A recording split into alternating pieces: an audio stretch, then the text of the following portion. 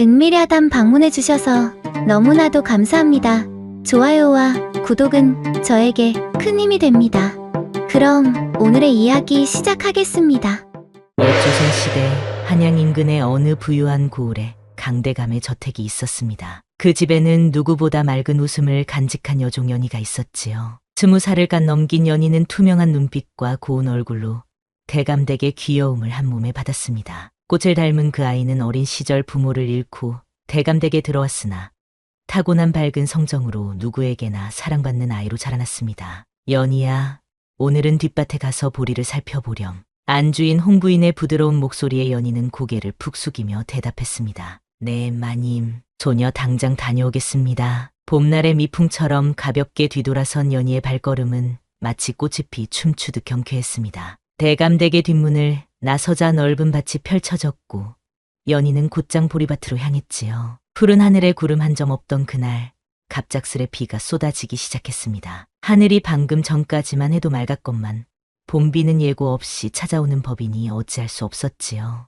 이런, 하늘도 참. 급히 피할 곳을 찾아보았으나 근처에는 나무 한 그루 없었습니다. 비는 점점 굵어졌고 연희의 옷은 순식간에 흠뻑 젖고 말았지요. 하지만 이미 맡은 일이 있었기에 연희는 그대로 보리 상태를 살피기 시작했습니다. 물에 젖은 옷은 그녀의 몸에 들러붙어 자연스레 그 아름다운 선을 드러냈으니 마치 연꽃이 이슬에 젖어 더욱 영롱해진 듯했습니다. 바로 그때였습니다. 머슴 태호가 걸음을 치고 지나가던 중 연희를 발견한 것이었지요. 태호는 28의 건장한 사내로 대감댁에서 10년을 넘게 성실히 일해온 믿음직한 머슴이었습니다. 말수는 적었으나 무거운 짐을 나르는 그의 모습은 누구라도 한 번쯤 바라보게 만드는 힘이 있었지요. 태호는 비에 젖은 연희의 모습을 보고 순간 숨이 멎는 듯했습니다. 황급히 고개를 돌렸으나 이미 그 모습은 그의 가슴에 깊이 각인되고 말았지요. 흙투성이의 손으로 얼굴을 가리며 태호는 급히 그 자리를 떠났습니다.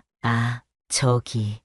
연희가 누군가의 시선을 느끼고 돌아봤을 때는 이미 태호의 뒷모습만 보일 뿐이었습니다. 그렇게 두 사람의 첫 만남은 무언의 시선으로 시작되었지요. 그날 이후 태호는 연희와 마주칠 때마다 얼굴이 붉어져 고개를 숙였습니다. 그런데 이상하게도 연희 역시 태호를 볼 때면 가슴이 조금 빨라지는 것을 느꼈지요. 홍부인 일을 돕다가도 마당을 쓸다가도 우물가에서 물을 기를 때도 연희의 눈은 저도 모르게 태호를 찾곤 했습니다. 그 눈빛이 자꾸 가슴에 남는다. 태호는 밤마다 초가 지붕 아래 누워 연희의 모습을 떠올렸습니다. 그녀의 맑은 웃음소리, 해맑은 눈빛, 그리고 비에 젖어 더욱 선명해진 그 아름다운 자태까지 모두가 그의 마음속에 봄비처럼 스며들었지요. 대감댁의 아침은 언제나 분주했습니다. 닭이 울면 모두가 일어나 각자의 자리에서 하루를 시작했지요. 연희는 부엌에서 아침 준비를 돕고 태호는 마당을 쓸며 하루를 열었습니다. 그렇게 바쁜 일상 속에서도 두 사람의 시선은 종종 마주쳤고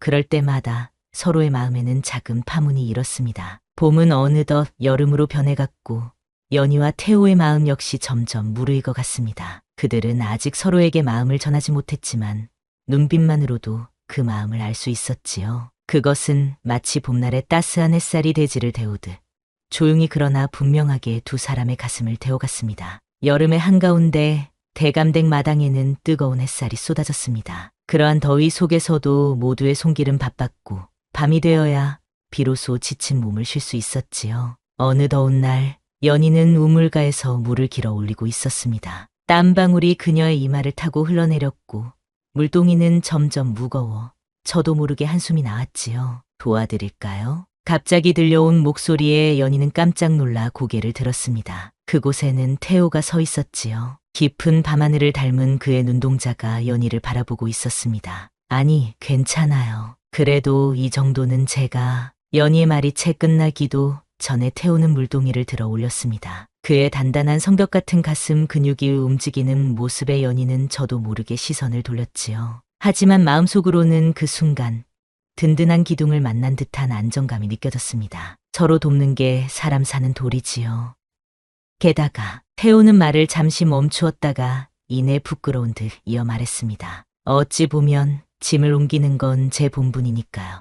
그 말에 연희는 처음으로 태호를 향해 환하게 웃었습니다. 그녀의 웃음에 태호의 가슴은 마치 봄날의 눈 녹듯 따스해졌지요. 그들은 그렇게 함께 물동이를 나르며 처음으로 서로의 이야기를 나누기 시작했습니다. 태호 씨는 언제부터 대감댁에 있었어요? 18에 들어왔으니 벌써 10년이 넘었네요. 연희 씨는? 저는 15세 부모님을 여의고 이곳에 왔답니다. 벌써 5해가 되었네요. 한낮의 대화였지만 그 속에는 서로의 마음을 열어가는 작은 문이 열렸습니다. 그날 이후로 두 사람은 종종 서로의 일을 돕게 되었고 그럴 때마다 더 많은 이야기를 나누었지요. 태호는 가끔 들에서 따온 풋사과나 참외를 연희에게 몰래 건네주었고 연희는 밥을 먹을 때면 태호의 그릇에 살짝 더 많은 반찬을 얹어주곤 했습니다. 그렇게 여름은 깊어갔고 두 사람의 마음 역시 점점 깊어져 갔지요. 어느 날 밝은 밤 태호는 뒷마당에서 연희를 기다리고 있었습니다. 모두가 잠든 시간, 둘만의 시간을 가질 수 있는 유일한 순간이었지요. 오래 기다렸어요? 바람에 스치는 풀잎 소리처럼 부드러운 연희의 목소리가 들려왔습니다. 태호는 고개를 들어 그녀를 바라보았고 달빛 아래 더욱 아름다워 보이는 연희의 모습에 가슴이 벅차올랐습니다. 아니요, 방금 왔습니다. 사실은 한 시즌도 넘게 기다렸지만 태호는 그런 마음을 내색하지 않았습니다. 그저 연희가 무사히 온 것만으로도 감사했지요. 두 사람은 나란히 앉아 밤하늘의 별을 바라보았습니다. 온 세상이 고요한 가운데 그들의 심장 소리만이 귓가에 맴돌았지요. 연희 씨, 태호가 조심스럽게 입을 열었습니다. 그의 목소리에는 떨림이 묻어났지요. 이 밤이 끝나지 않았으면 좋겠다고 생각해 본 적 있습니까? 연희는 그 말에 살짝 놀란 듯 태호를 바라보았습니다. 그녀의 호수처럼 깊은 눈동자의 달빛이 반사되어 더욱 영롱하게 빛났지요. 잠시 침묵이 흐른 뒤 연희는 조용히 버들가지 같은 손을 내밀었습니다. 태호는 망설임 없이 그 손을 잡았고 두 손이 만나는 순간 마치 오랜 기다림이 끝난 듯한 안도감이 퍼져나갔습니다. 나도 같은 생각을 했어요. 연희의 작은 속삭임은 봄바람의 속삭임처럼 태호의 가슴에 스며들었습니다. 그들의 손은 마치 오래전부터 서로를 알고 있었던 것처럼 자연스럽게 맞닿아 있었지요. 두 사람 사이에 흐르는 침묵은 그 어떤 말보다도 깊은 의미를 담고 있었습니다. 그날 밤 달빛 아래에서 연희와 태호는 처음으로 서로의 마음을 확인했습니다. 그들의 입술은 새벽 이슬을 머금은 꽃잎처럼 부드럽게 맞닿았고 그 순간 세상의 모든 소리가 멈춘 듯 했지요. 달빛이 내려앉은 정원에서 두 사람은 따스한 물결 속에 잠긴 달빛처럼 서로를 껴안았습니다. 천한 신분의 머슴과 여종이었지만 그들의 마음만큼은 누구보다 순수하고 맑았습니다. 연희의 향기로운 밤안개 같은 머리카락이 태호의 손가락 사이로 흘러내릴 때 세상의 모든 근심은 잊혀졌지요. 그들은 단지 서로를 바라보며 미소 짓는 것만으로도 충분히 행복했습니다. 그 후로 두 사람은 틈틈이 만나 서로의 손을 잡고 이야기를 나누었습니다. 때로는 뒷산에 올라 멀리 보이는 마을을 바라보며 꿈을 나누기도 했고 때로는 달 밝은 밤 대감댁 담장 아래서 작은 속삭임을 나누기도 했지요. 세상 그 누구도 모르는 오직 둘만의 비밀스러운 시간이었습니다. 여름이 끝나갈 무렵 그들의 사랑은 가슴 깊이 스며든 봄비처럼 단단해졌습니다. 천한 신분이라는 현실은 변하지 않았지만 적어도 서로에게만큼은 그 누구보다 소중한 존재가 되었지요. 그들은 언젠가 함께 작은 초가집을 마련하여 살아갈 꿈을 품게 되었습니다. 하지만 인생이란 늘 예상치 못한 방향으로 흘러가는 법. 연희와 태호의 조용한 사랑도 곧 시련을 맞이하게 됩니다. 가을의 문턱에 들어선 어느 날 대감댁에는 큰 잔치가 열렸습니다. 강대감의 환갑을 축하하는 자리였지요. 온 마을의 양반들이 모인 자리. 종들은 분주히 음식을 나르고 술상을 준비했습니다. 연희도 그날만큼은 부엌일 대신 술상을 나르는 일을 맡게 되었지요. 연희야, 저 상 좀 강대감님께 갖다 드리렴. 주방을 관리하는 나이 든 여종의 말에 연희는 공손히 고개를 숙였습니다. 술이 가득 담긴 백자 술병과 안주가 놓인 소반을 들고 사랑채로 향했지요. 평소엔 사랑채에 출입할 일이 거의 없었기에 연희의 발걸음에는 약간의 긴장감이 묻어났습니다. 대감님, 술상 가져왔습니다. 문 밖에서 조심스레 인사를 올리자 안에서 낮은 목소리가 들렸습니다. 들어오너라. 연희는 조심스레 문을 열고 안으로 들어갔습니다. 방 안에는 강대감과 몇몇 손님이 자리하고 있었지요. 연희는 고개를 숙인 채 술상을 강대감 앞에 내려놓았습니다. 그때였습니다. 이 아이는 처음 보는구나. 강대감의 시선이 연희에게 머물렀습니다. 평소라면 종의 얼굴 하나 제대로 보지 않던 대감이었지만 그날따라 왠지 연희의 모습이 유난히 눈에 들어온 것이었지요. 술이 거나하게 취한 탓도 있었겠으나 강대감의 눈에는 이상한 빛이 어려 있었습니다. 네, 대감님. 소녀는 안주인 마님 곁에서 일하는 연희라 하옵니다. 연희는 더욱 고개를 숙이며 대답했습니다. 그녀의 수줍은 모습에 강대감의 눈은 점점 더 이상한 빛을 띠어갔지요. 이 아이는 달라. 아주 맑고 끈적하구나. 강대감의 중얼거림에 주변의 손님들이 키득거리며 웃었습니다. 연희는 얼굴이 화끈거려 더욱 고개를 숙였지요. 그러나 강대감의 시선은 쉽사리 떨어지지 않았습니다. 앞으론 내가 내 술상을 들고 오너라. 알았느냐? 네, 대감님. 연희는 고개를 깊이 숙이고 물러났지만 등 뒤로 느껴지는 강대감의 시선은 마치 불꽃처럼 뜨거웠습니다. 차량채를 나와 부엌으로 향하는 연희의 가슴은 이상한 불안감으로 가득 찼지요. 그날 이후 강대감은 밤이면 어김없이 연희를 불렀습니다. 처음에는 단순히 술상을 들게 하는 것이었지만 점차 그 요구는 달라져 갔지요. 대감은 연희에게 술을 따르게 하고 가까이 앉아 이야기를 들려주라 명했습니다. 연희야, 너는 내 곁에 있으면 편안하구나. 그 맑은 눈빛이 마치 옛날 내가 좋아하던 기생을 닮았어. 술에 취한 강대감의 말에 연희는 어찌할 바를 몰랐습니다. 주인의 명을 거역할 수 없는 처지였기에 그저 묵묵히 그 자리를 지켜야 했지요. 그러나 강대감의 손길이 점점 더 대담해져 갔고 어느 날 밤 그는 마침내 연희에게 손을 뻗었습니다. 내 너를 품겠다. 이는 명령이니 거부하지 말거라. 강대감의 말에 연희는 공포에 떨었지만 종의 신분으로 주인의 명을 거역할 수 없었습니다. 그날 밤 강대감은 연희를 자신의 방으로 데려갔고 그녀는 처음으로 주인의 몸종이 되었지요. 강대감은 자신을 기철이라 부르게 하며 연희와 관계를 맺었습니다. 넌 이제부터 나의 여인이다. 물론 비밀로 해야 하지만 강대감의 속삭임에 연희는 눈물을 흘렸습니다. 태호와의 순수한 사랑을 생각하며 그녀의 가슴은 찢어질 듯 아팠지요. 하지만 이상하게도 강대감의 권력과 힘에서 느껴지는 이상한 쾌감도 있었습니다. 그것은 연희 자신도 이해할 수 없는 감정이었지요. 어쩌면 나 이런 것도 좋을지 몰라. 며칠이 지나자 연희는 점점 강대감의 방식에 익숙해져 갔습니다. 태호와의 사랑은 순수하고 따스했지만 강대감과의 관계는 강렬하고 자극적이었지요. 처음엔 거부감과 죄책감으로 가득했지만 점차 그 속에서 이상한 쾌감을 찾게 되었습니다. 밤이면 강대감의 방에서 그를 기철이라 부르며 관계를 맺고 낮에는 평범한 여종으로 돌아와 일상을 보내는 이중적인 삶. 연희의 눈빛은 점점 변해갔고 그 맑던 웃음소리도 조금씩 달라졌습니다. 그녀의 걸음걸이에는 이전에 없던 자신감이 묻어났고 말투에도 미묘한 변화가 생겼지요. 한편 태호는 연희의 변화를 눈치채기 시작했습니다. 예전처럼 자주 만나지 못하게 된 것은 물론 마주치더라도 연희의 눈빛이 이전과 달라진 것을 느꼈지요. 그녀의 눈에서 순수함 대신 이상한 그림자가 드리운 것을 볼 때마다 태호의 가슴은 답답해져만 갔습니다. 연희야, 요즘 바쁜가?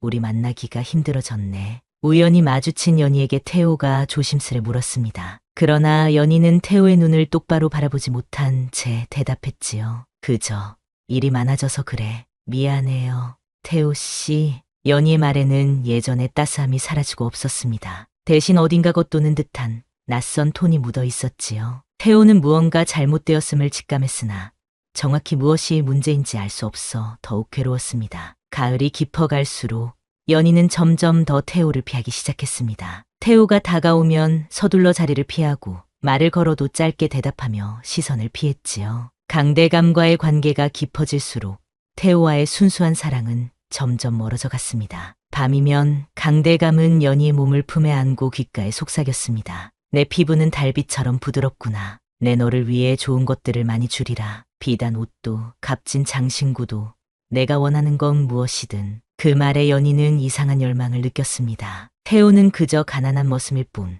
그녀에게 줄 수 있는 것은 순수한 마음뿐이었지요. 하지만 강대감은 달랐습니다. 권력과 부를 가진 그는 연희에게 이전에 꿈꿔보지 못한 세계를 보여주었습니다. 그렇게 연희의 마음은 조금씩 변해갔고 그녀의 눈빛에는 점점 더 욕망의 그림자가 짙어져 갔습니다. 순수했던 여종의 모습은 점차 사라지고 그 자리에 쾌락과 욕망에 눈뜬 새로운 연희가 자리 잡아갔지요. 가을이 끝자락에 다다르던 어느 날 태호는 용기를 내어 연희를 찾아갔습니다. 우물가에서 홀로 빨래를 하고 있는 연희를 발견한 그는 조실스레 다가갔지요. 연희야, 잠시 이야기 좀 할 수 있을까? 태호의 목소리에 연희는 잠시 손을 멈추었습니다. 하지만 그녀는 고개를 들지 않은 채 대답했습니다. 무슨 일이신가요?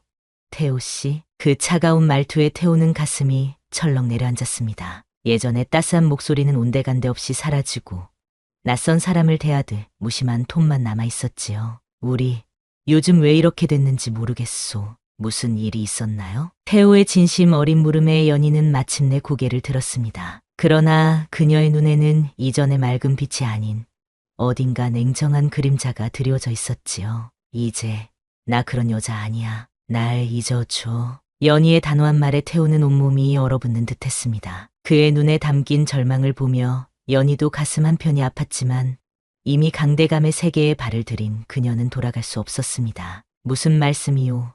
우리가 서로 약속했잖소. 작은 집에서 함께 살자고. 태호의 목소리가 떨렸습니다. 그러나 연희는 차갑게 등을 돌렸지요. 그건 어린 꿈이었어. 이제 난 현실을 봐야 해. 제발 날 내버려둬. 태호는 멍하니 서 있다가 천천히 뒤돌아섰습니다. 그의 어깨가 처음으로 무거워 보였고 발걸음에는 깊은 상실감이 묻어났지요. 연희는 그런 태호의 뒷모습을 바라보며 눈물을 참았습니다. 하지만 이내 마음을 다잡았지요. 이제 그녀에게는 다른 세계가 열리고 있었으니까요. 태호는 그날 이후 깊은 절망에 빠졌습니다. 일은 여전히 성실히 했지만 그의 눈에서 생기는 사라졌지요. 방에 돌아와 홀로 밤을 지새울 때면 연희와의 추억이 파도처럼 밀려와 그를 괴롭혔습니다. 그러던 어느 날 저녁 태호는 정원에서 흐느끼는 소리를 들었습니다. 소리를 따라가 보니 달빛 아래 홍부인이 홀로 서 있었지요. 태호는 잠시 망설였지만 주인의 울음소리를 외면할 수 없어 조실스레 다가갔습니다. 마님,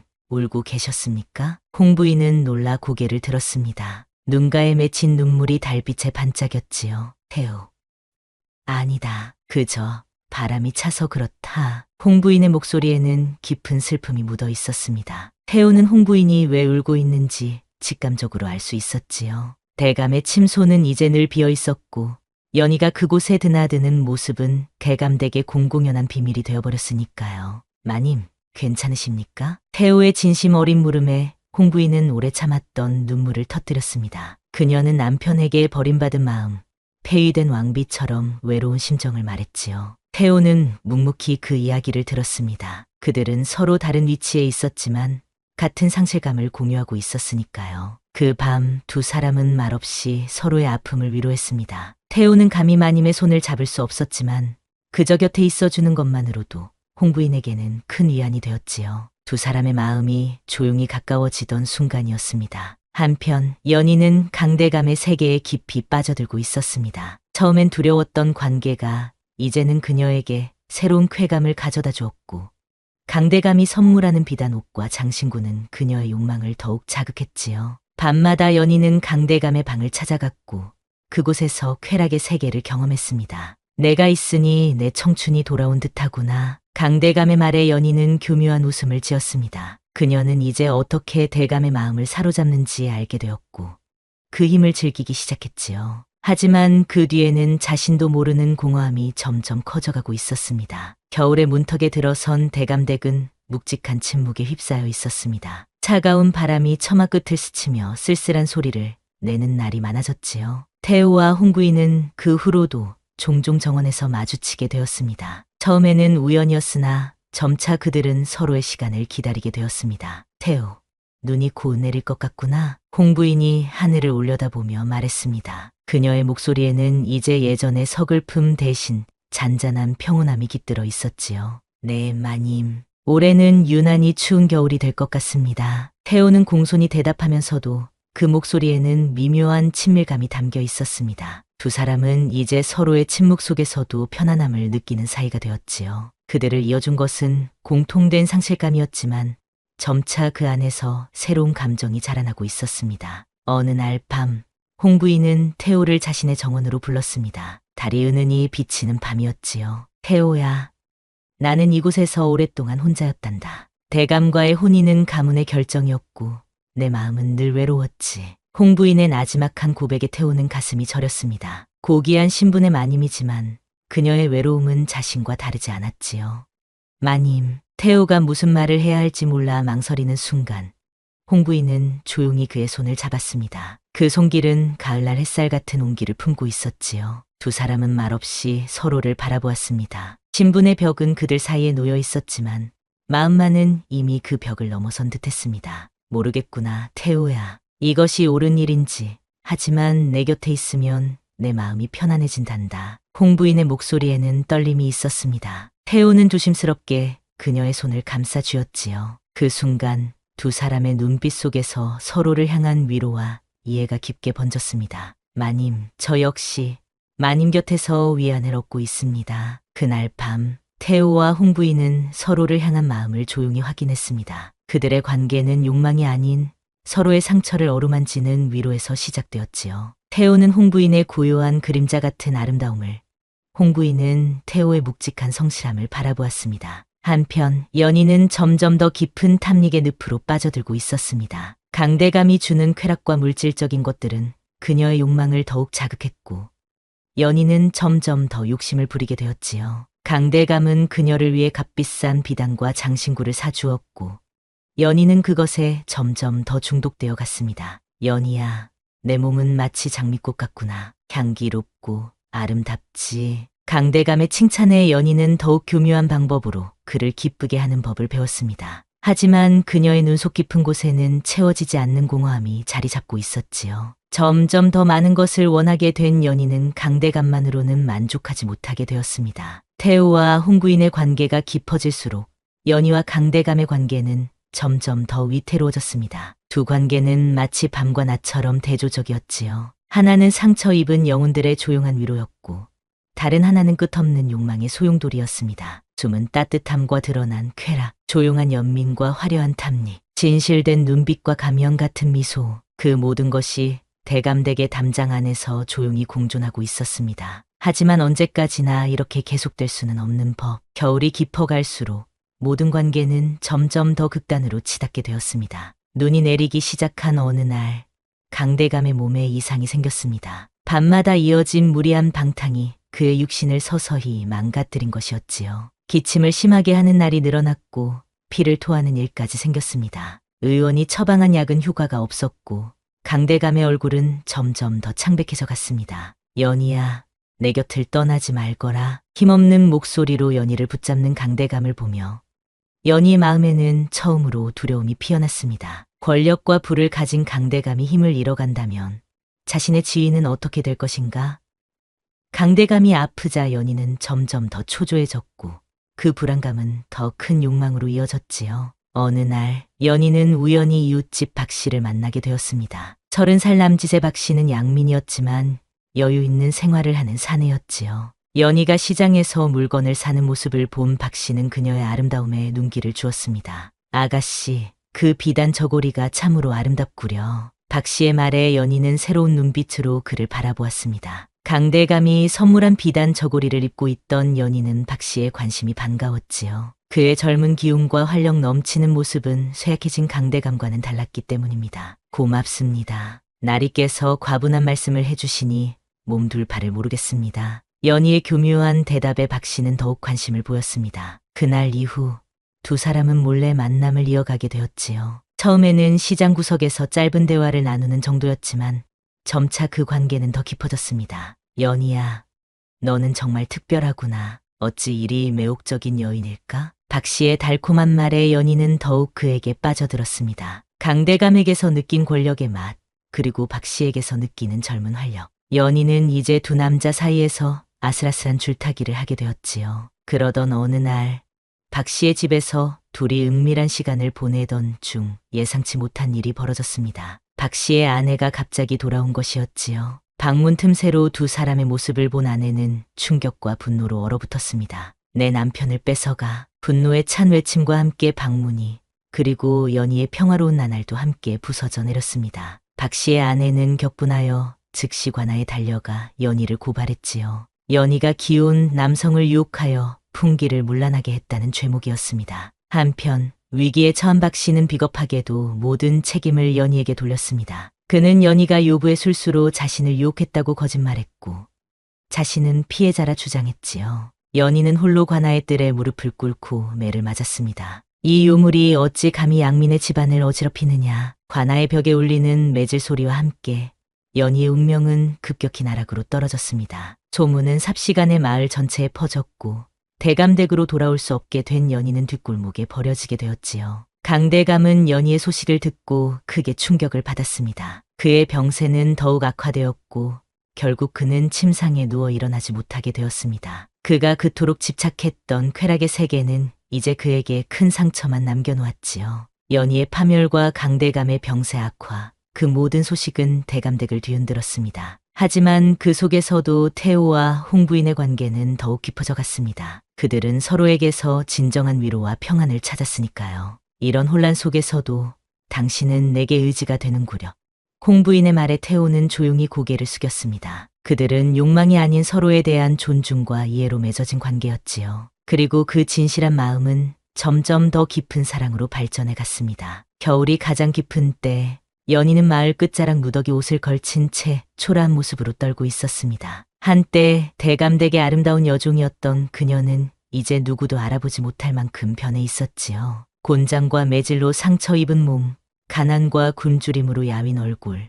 그녀의 눈에는 이제 공허함만이 남아 있었습니다. 먹을 것 좀 주시오, 제발. 연희가 지나가는 행인에게 손을 내밀었지만 사람들은 그저 그녀를 외면할 뿐이었습니다. 요부라는 소문이 퍼진 뒤로 그 누구도 그녀에게 동정의 손길을 내밀지 않았지요. 그렇게 혹독한 추위 속에서 연희는 점점 생기를 잃어갔습니다. 태호, 태호. 죽음의 문턱에서 연희가 부르는 이름은 바로 태호였습니다. 욕망에 눈이 멀어버렸던 순수한 사랑. 이제 와서야 그 소중함을 깨달았지만 때는 이미 늦었지요. 결국 그녀는 차가운 눈밭 위에서 마지막 숨을 거두었습니다. 아무도 보살펴주는 이 없이, 아무도 애도해주는 이 없이 연희의 죽음 소식은 대감댁에도 전해졌습니다. 이미 병석에 누워있던 강대감은 그 소식을 듣고 크게 충격을 받았지요. 연희가 죽었다고? 아니야. 강대감의 절규에도 세상은 무심했습니다. 그가 쾌락을 위해 희생시킨 한 여인의 생명은 그렇게 허무하게 쓰러져 갔지요. 연희에 대한 집착과 충격으로 강대감의 병세는 더욱 악화되었고 결국 그날 밤 그는 숨을 거두었습니다. 대감님이 돌아가셨습니다. 집안을 뒤흔든 슬픔의 외침이 울렸지만 홍부인의 눈에는 슬픔 대신 복잡한 감정이 맴돌았습니다. 오랜 세월 외면당했던 아내로서의 서러움, 그리고 이제야 자유를 얻게 된 안도감, 그 모든 것이 뒤섞인 감정이었지요. 장례는 엄숙하게 치러졌습니다. 고을의 모든 양반이 모여 고인을 애도했고 대감댁은 상복으로 뒤덮였습니다. 태호는 묵묵히 장례 준비를 도왔고 홍부인은 예법에 맞게 상주 역할을 했지요. 겉으로는 모두가 슬퍼했지만 그 이면에는 각자의 복잡한 감정이 흐르고 있었습니다. 장례를 마친 후 대감댁은 이상한 침묵에 휩싸였습니다. 아들이 없던 강대감의 재산은 족보에 따라 먼 친척에게 상속되었고 홍부인은 몇 간의 초가와 작은 땅만을 받게 되었지요. 하지만 그녀는 오히려 그것에 만족했습니다. 이제 자신만의 삶을 살 수 있게 되었으니까요. 태호야, 이제 어찌할 생각이냐? 홍부인이 태호에게 물었습니다. 대감의 죽음으로 태호 역시 새로운 주인을 맞이해야 했습니다. 하지만 그의 마음은 이미 정해져 있었지요. 마님, 제가 마님 곁에 있을 수 있다면 그것으로 족합니다. 태호의 진심 어린 말에 홍부인은 따스한 미소를 지었습니다. 그녀는 더 이상 고귀한 양반가의 부인이 아니었지만 오히려 그것이 그들에게는 축복이었습니다. 신분의 벽이 무너진 지금 그들은 진정한 동반자로 함께할 수 있게 되었으니까요. 강대감의 방은 이제 텅 비어 있었습니다. 한때 연희와 강대감이 욕망에 빠져 지냈던 그곳은 이제 차가운 겨울바람만이 스쳐 지나갔지요. 탐욕과 쾌락으로 가득 찼던 공간은 이제 허무함만 남았습니다. 저 방은 이제 어떻게 되는 건가요? 태호가 물었을 때 홍부인은 잠시 생각에 잠기다가 대답했습니다. 태워버리자. 그리고 그 죄로 농사를 짓도록 하자. 그녀의 대답에는 과거를 훌훌 털어버리고 새로운 시작을 하고자 하는 의지가 담겨 있었습니다. 그렇게 강대감의 방은 불에 타 재가 되었고 그 재는 땅에 뿌려져 새로운 생명의 걸음이 되었지요. 연희와 강대감의 삶은 그렇게 마무리되었습니다. 욕망에 눈이 멀어 순수한 사랑을 저버렸던 연희, 권력과 쾌락에 빠져 진정한 행복을 놓쳤던 강대감. 그들의 비극적 최후는 마치 인간의 욕망이 가져올 수 있는 파멸을 보여주는 듯했습니다. 봄이 다시 찾아왔습니다. 눈 녹은 땅에서 파릇파릇 새싹이 돋아나기 시작했고 얼었던 개울물도 다시 흐르기 시작했지요. 대감댁에서 멀지 않은 작은 마을 외곽 아담한 초가집 앞마당에서는 태호가 밭을 갈고 있었습니다. 그의 얼굴에는 이제 편안한 미소가 깃들어 있었지요. 태호야, 물 한 사발 가져왔다. 홍부인이 손수 길어온 우물물을 들고 나왔습니다. 예전에 화려한 비단옷 대신 소박한 무명옷을 입은 그녀였지만 오히려 그 모습이 더 자연스럽고 아름다워 보였습니다. 태호는 고맙다는 눈빛으로 그녀를 바라보며 물을 받아 마셨지요. 마님, 오늘 심은 씨앗이 잘 자라면 가을에 좋은 수확을 거둘 수 있을 것 같습니다. 이제 마님이라 부르지 말고 내 이름을 불러다오. 난 더 이상 마님이 아니라 그저 민옥이니. 민옥 홍부인의 이름의 말에 태호는 잠시 머뭇거리다가 조심스레 입을 열었습니다. 민옥 씨? 그 한마디에 민옥은 맑게 웃었습니다. 그들은 이제 신분의 벽을 뛰어넘어 서로를 인간으로서 대하게 되었지요. 대감의 죽음 이후 민옥은 자신에게 상속된 작은 땅에 초가집을 짓고 태호와 함께 새로운 삶을 시작했습니다. 처음에는 주변에 수군거림도 있었지만 그들은 그런 시선에 아랑곳하지 않고 자신들만의 평화를 찾아갔습니다. 우린 상처가 많았지만 그래도 이렇게 웃게 됐구려. 저녁 무렵 마루에 나란히 앉아 노을을 바라보며 민옥이 말했습니다. 그녀의 목소리에는 이제 더 이상 슬픔이 없었지요. 복수를 하지 않아도 결국 이겼지요. 태호의 대답에 민옥은 고개를 끄덕였습니다. 그들은 연희나 강대감처럼 복수심이나 증오로 마음을 채우지 않았습니다. 오히려 서로를 아끼고 위로하며 상처를 치유해 나갔지요. 그리고 그 과정에서 진정한 사랑을 발견했습니다. 봄날의 저녁 공기가 차가워지자 태호는 아궁이에 불을 지폈습니다. 구수한 밥 냄새가 초가집을 가득 채웠고 두 사람은 소박하지만 따스한 저녁 식사를 함께 했지요. 풍족하지는 않았지만 그들에게는 충분했습니다. 서로가 있었으니까요. 내일은 마을에 가서 씨앗을 더 사와야겠습니다. 그래. 나도 함께 가서 실과 바늘을 살까 해. 내 옷이 많이 해졌더구나. 일상적인 대화를 나누는 그들의 모습은 평범했지만 그 속에 담긴 행복은 특별했습니다. 대감댁에서 느껴보지 못했던 진정한 평안함이 이 작은 초가에는 가득했지요. 가을이 오면 장작을 쌓고 겨울이면 이불 속에 발을 나눠 놓는 그들의 삶은 특별할 것 없는 일상이었습니다. 하지만 그 속에는 깊은 신뢰와 사랑이 담겨 있었지요. 욕망을 따르던 연희와 권력에 취했던 강대감의 화려했지만 허망했던 삶과는 달리 태호와 민옥의 삶은 소박하지만 진실했습니다. 가끔은 연희가 생각나기도 합니다. 달빛 아래 누워 태호가 문득 말했습니다. 민옥은 그의 손을 잡아주었지요. 나도 그렇단다. 하지만 우리는 그들과 다른 선택을 했어. 그리고 그것이 옳았다는 걸 지금 알고 있지. 그들은 욕망 대신 이해를, 복수 대신 용서를, 화려함 대신 진실을 선택했습니다. 그리고 그 선택은 결국 그들에게 참된 행복을 가져다 주었지요. 연희와 강대감이 택한 길은 순간의 쾌락과 욕망을 충족시켰을지 모르지만 결국 파멸로 이어졌습니다. 반면 태호와 민옥의 길은 인내와 이해를 바탕으로 했고 결국 영원한 행복으로 보답받았지요. 이제 우리 아이도 가졌으니 더 열심히 살아야겠습니다. 민옥의 배를 조심스레 쓰다듬는 태호의 말에 민옥은 따스한 눈빛으로 미소 지었습니다. 그들은 이제 새 생명을 맞이할 준비를 하고 있었지요. 아직 태어나지 않은 아이에게 물려줄 것은 많지 않았지만 정직하고 진실된 사랑만큼은 충분히 가르쳐줄 수 있을 것이었습니다. 강대감댁에 화려했던 지난 시절은 이제 먼 옛 이야기가 되었습니다. 사람들의 기억 속에서도 점차 잊혀져가는 그 이야기. 하지만 그 속에 담긴 교훈만큼은 오래도록 남았지요. 욕망에 눈이 멀면 결국 파멸에 이르고 진실한 마음은 끝끝내 빛을 발한다는 것을. 그렇게 태호와 민옥은 작은 초가집에서 서로를 사람답게 불러주며 진실한 사랑을 키워갔습니다. 그들의 삶은 화려하지 않았지만 그 어떤 보물보다 값진 행복으로 가득 찼습니다. 그것은 바로 탐욕이 아닌 사랑, 욕망이 아닌 이해를 선택한 결과였지요. 봄바람이 초가지붕을 스치며 작은 노래를 불렀습니다. 그 노래는 마치 이 이야기의 마지막 페이지를 넘기는 소리 같았지요. 그리고 그렇게 우리의 이야기는 막을 내립니다. 참된 사랑은 결국 승리한다. 여러분, 쾌락에 잠식된 여종, 그리고 복수가 아닌 사랑을 택한 머슴의 이야기는 여기서 마무리됩니다. 욕망을 줬던 연희와 강대감은 비극적 결말을 맞이했지만 진심을 지킨 태호와 민옥은 소박하지만 진정한 행복을 찾았습니다. 여러분이라면 태호처럼 복수 대신 사랑을 선택할 수 있었을까요? 연희의 최후는 당연한 벌일까요? 안타까운 몰락일까요? 이야기 속 진짜 승자는 누구였을까요? 오늘 밤 이 이야기의 여운이 여러분과 함께하길 바랍니다. 평안한 밤 되십시오.